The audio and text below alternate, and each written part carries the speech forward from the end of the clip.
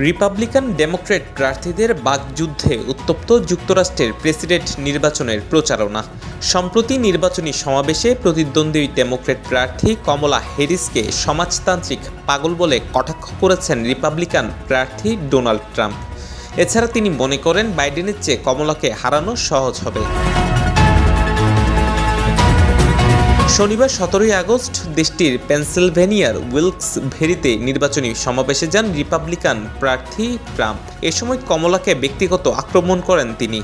Trump বলেন, বাইডেনের চেয়ে কমলাকে নির্বাচনে হারানো সহজ হবে, কারণ তিনি একজন সমাজতান্ত্রিক পাগল। তার হাসিও পাগলের মতো। তিনি আরও বলেন, কমলা আমাদের দেশকে ধ্বংস করে দেবেন, অর্থনীতিকে ভেঙে ফেলবেন যতটা না এখন রয়েছে।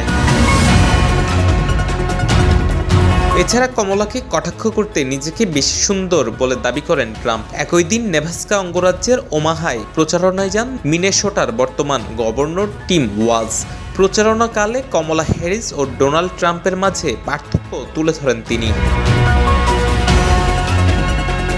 ওয়ালজ বলেন, ট্রাম্প ক্ষমতায় আসলে মধ্যবিত্তদের শাস্তি দিয়ে শিল্পপতিদের কর ফাঁকির ব্যবস্থা করে দিবেন, খর্ব করবেন স্বাধীনতা।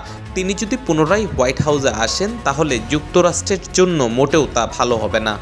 এ সময় মধ্যবিত্তদের জন্য কর কর্তন, সুযোগ সৃষ্টি ও জীবনযাত্রার ব্যয় কমানোর ব্যাপারে কমলার প্রতিশ্রুতির পুনরাবৃত্তি করেন টিম ওয়ালজ।